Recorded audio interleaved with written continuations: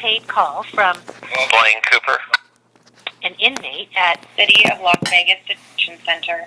your account balance is $28.34. To hear the charges for this call, press 2. To accept this call, press 5. To refuse this call, This call will be recorded and subject to monitoring at any time. Thank you for using IC Solutions. You may begin speaking now. Hello there. good morning. How are you today? Oh, you know, another day at the office. Ah, I heard China put 300,000 troops on the border with North Korea. my goodness. So, I don't know if you guys heard anything about that, but I was like, they did what? Yeah. I was mistaken. I thought that the defense did their closing arguments first, but they did them last, and I think they're finishing up today, and then they're closed tomorrow for the weekend. Oh, okay, so they're going to be done today. What's that mean, next week that the jury deliberates? Yep. Oh, okay. I see. Well, what do people think? Well, the media's been absolutely pathetic. They did one quick story yesterday, and they went around to the back of the courthouse to hide from all the protesters and supporters.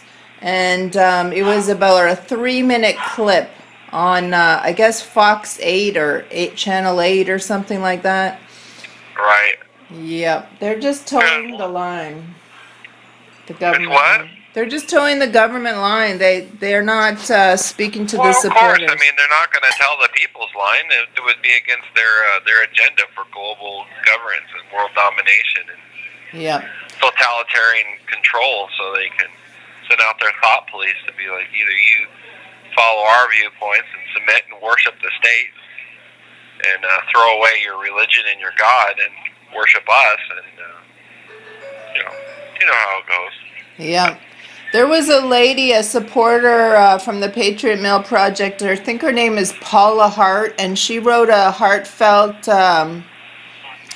synopsis, like 2 pages on what this is all about and how it affects the whole country. And a guy named David Fleeman read it live on this morning, and it was really, really good. Cool. Yeah.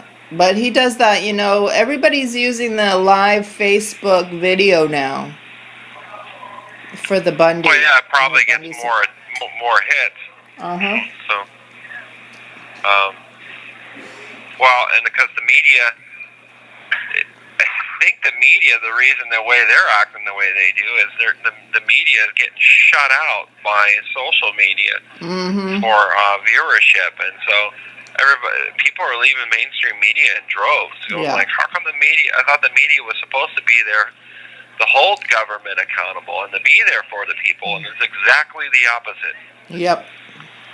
So the media is for themselves. The media is and this all started back there in the 30s with that progressive legislation in government, that big progressive government, and it's all about on the idea of worshiping the state. They want to be worshipped as gods, kind of like North Korea. North Korea is the same way. That when North Korea, when one of their leaders takes power, they actually worship the leader like he's a god, and that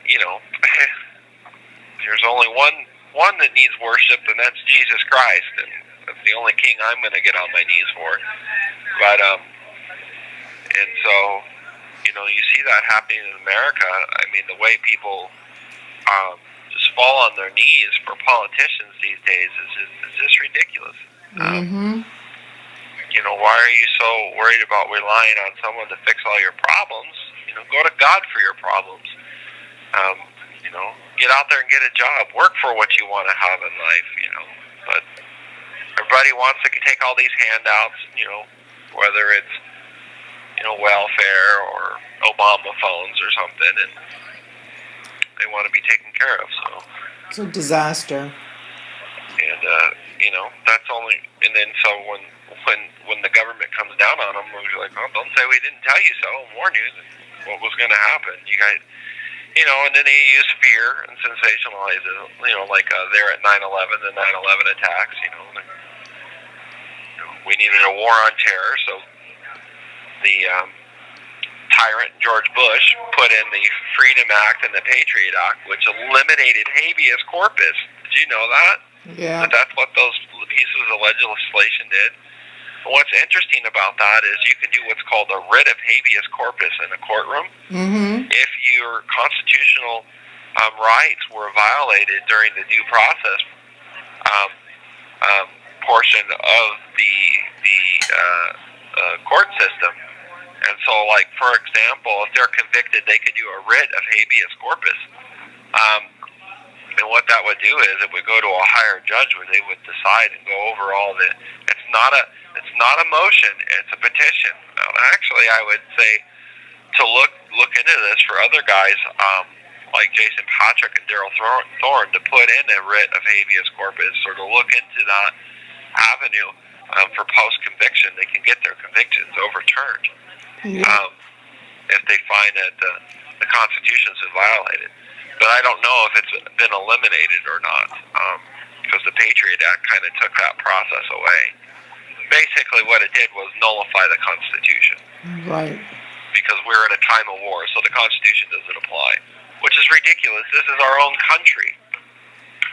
Time of war or not, our own citizens need to have their rights protected, period. Mm-hmm. So, I only wish I could be president. I can reverse all this stuff, but, you know, the type of stuff we advocate gets presidents assassinated, so. Yeah, a lot of people are doing that writ of habeas corpus, I think. Oh, good. And so, and what I would do, I mean, one of the constitutional amendments that's been violated is the 14th Amendment, the Due Process Clause and the Equal Protection Clause have both been violated. The 5th Amendment has been violated for excessive bail and things of that nature. Speedy trial. Trial. Article 1, Section 8, Clause 17 has been violated, you know, so it's, you know, the Second Amendment was violated, the First Amendment was violated. We had a right to go out there and protest. So. I heard Ammon Bundy went to the magistrate in his underwear. Did he really? Yeah, he's protesting the body searches, and I guess it has to do with clothing and getting dressed and undressed. So he just went in his I guess they give him boxer shorts, and he's in solitary now for a month, and so he's not. Yeah. That's awesome. Yeah. Oh, Evan Bundy's awesome. He's a hell of a man, you know. Yeah, and I think his brother Ryan's protesting in solitary as well, and so Cliven and Pete are not able to collaborate their defense program or plan because those guys are in solitary, and so then I think Pete petitioned to sever his case from Ammon and them because he can't. He's not able to work with them because they're in solitary protesting, and he doesn't expect them to grant him that severance, but he just did it to put it on the record, I think. Right. Well, didn't other people try to sever and they denied it?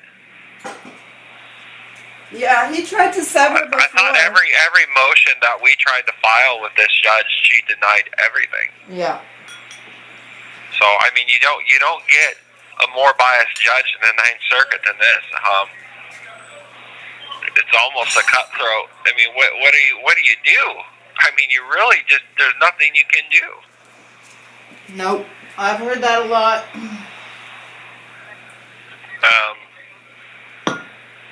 If it's that bad, I mean, I was reading last night in the Book of Psalms. I think it's Psalms 41. It talked about how their judges are thrown over the cliff because they were corrupt. Maybe that's what needs to happen in this country. You gotta watch what you say. You're in enough trouble. Well, I don't mean it that way, but I mean them being held accountable. Since we as a people, I mean, nobody's held accountable to the standard of the law. Hillary Clinton, she's a political celebrity, so she broke 20 federal laws. She's allowed to get away with it, and nothing happened to her. You got judges that violate the Constitution blatantly. It's almost like it's a communistic rule. When you don't allow witnesses, you don't allow evidence, you don't allow a defense to have a capable defense to prove innocence. What do? I mean, there has to be some kind of fail-safe in place to protect people from this type of thing. But who do you talk to? What legal avenue do you pursue to have that happen? So, I told you I don't have any hope till Jesus comes back. We got the Constitution and we got the best laws on the books, and nobody pays attention. Right. Well, I was just thinking the other day, why isn't there legislation in place that says, say, for example, if a public defender does not fight for his client, he could be arrested and thrown in prison. But that that doesn't happen. I mean, they get their caseload, and because their caseload's so high, they just go through it as fast as they can to speed people through the system, and they don't care about the people that they're defending unless they're getting paid millions of bucks. Yeah, I told you that one guy waived the right to do an opening statement. Yeah. And then yesterday, Ken Medenbach got arrested while coming to the closing arguments. Well, what did they arrest him for? He was acquitted, wasn't he? Yeah, I think it was breaking probation. He wasn't allowed to be in the neighborhood or something. I don't know. What was he on probation for? I don't really know the whole story. That's all. Oh, was he on probation for a different case? He might have been. Maybe. Right, that's the only case, because he was acquitted in Oregon. He couldn't be on probation? Well, he got arrested for some reason coming to the closing arguments.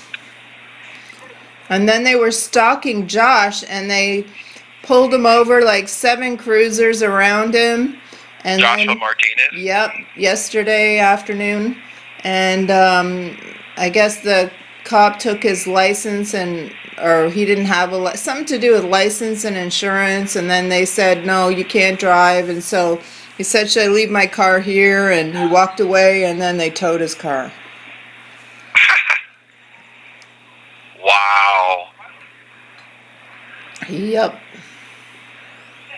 And they're giving everybody a hard time about their attire, what their shirt says, and not even if you have a jacket or a shirt covering the t-shirt, they won't let you. You know what we really need to do is we need to find out all their names and where to send a box of Nazi patches and swastikas and send them to them so they all can say, hey, we wanted to get together and get these for you because we thought it was necessary and suitable, since you're not much different than the Nazis we defeated in Nazi Germany. Maybe that needs to happen again.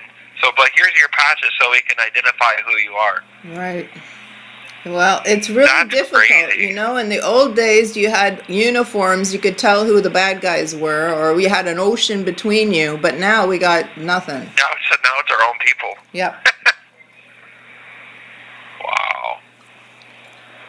That's nuts. Well, is there any other news going on? Oh, I can't keep on top of it. It's just too much craziness. Yeah. The bombing's still going on in Syria. I can't figure out whether they're just did the one strike, or I think they do have boots on the ground now, which they said they weren't going to do, but I think they are. I'm still curious of is he creating tension with Russia through this now, or? Yep. Russia's mad. Yeah, I bet you they are. Well, their wartime policy is if they lose a conventional war, they'll use nukes. Yeah. They've already said it publicly, and I believe Putin. I think he actually will use them. So, I don't think he's a person that's going to play games with that. But, that's interesting. And then you have Operation Atlantic Resolve going on. Do you know what that one is? What's it called? Operation what? Atlantic Resolve. We have troops and tanks, and we've lined them all in every Baltic state there on the border with Russia and Europe. I didn't know, but I know we have more troops on the north-south shrimpy little border of Korea than we have on our own south border. Our giant south border has less troops than the tiny North Korean border. I know, that's crazy. We don't even defend our own border. Hey, you know who lives down the street from us is, Casey Massey. Really? Yeah, he's in Seagoville. Oh, that's Texas. cool. I didn't know that. Has anybody talked to him lately? How's he doing? I think they rejected his appeal, and I wrote him a letter, and he wrote me back. Why would they accept it? We're not going to give you your right to bear arms. Right. It's crazy. I was thinking we should go and say hi. You should. He probably encourage him a little bit. Yeah. Wow, I can't believe it's getting this bad in our country. It makes me want to throw up. I know. We're all sick. Everybody's sick. There was a whole bunch of people that couldn't even sit in the courtroom. It was so disgusting. Wow. They walked out and... Have you ever read, was it Revelation 18 or 19? You ever read that? Where it talks about that great city that made everyone else around her rich and had ships in the sea for the reason of her costliness. In 1 hour, it talks about that the whole city was thrown down in 1 hour. I think it's talking about America. Spiritually, if you were to use some discernment, you can really see America being that city that was wiped out in 1 hour. Yeah. It's actually talking about and referring to Babylon. Well, maybe it's a resurrected Babylon in the end times prophecy, but I don't think so. I mean, when you read it, it really fits America today. Yeah, it does sound like it. So, I mean, I love my country, but if this is what my country is going to turn into, then it's so corrupt. What am I going to fight for anymore? You know what I mean? Yeah, it's so corrupt. If people aren't going to show up en masse and do something about it, then maybe everybody gets what they deserve. You know what they say? They don't want to do anything until it's too late.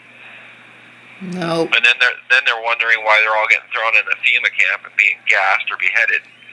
Yeah. To be like, well, we told you this stuff was going to happen. You thought we were crazy. We were full of crap. We're just a bunch of conspiracy people. Now it's really happening. Now what do you got to say? Mm-hmm. We're sorry. You were right. Oh, let's do something about it. Too late now. You let it get too big. Yep.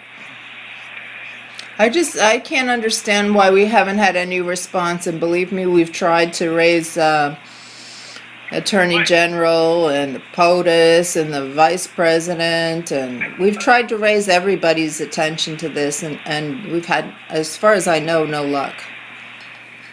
Wow. And if Trump was going to do something, it wouldn't be until after his presidency. Oh, that's yeah. That's generally when they pardon. That's what Rudy said. But the fact that he won't say anything, I think, is very telling of his true colors and who he really is. Yeah. If he was really a president who was worth his salt or gave a crap about the American people, the American way, and the Constitution, he'd be all over this. Yeah. If I was president, I'd be like, absolutely not. This is not going to happen. They need to be set free immediately. This is a huge and gross violation of the Constitution.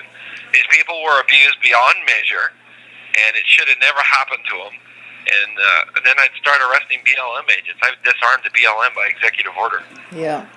I'd say either the BLM disarms, or I'm going to call out the militia to disarm them. That's what I would say. Why don't we have presidents with that kind of resolve? Good question. How hard is that to say and get done when you're in a 1 minute remaining. I don't know. I don't know the answers, and I'm Debbie Downer. I'm sorry. it frustrates me. I'm sorry. Everybody says you should be more positive when you talk to the P3s, and I'm like, well, it's hard to be positive in such a post-apocalyptic post-apocalyptic scenario of the death of the Constitution of a great country Yeah. to a totalitarian rule. That's right. We got to have gallows humor to keep us going. That's right. That's right. Well, I love you guys, and All I'm gonna right. hang up here. So Hang in there, brother. I will. You too. Okay, bye-bye.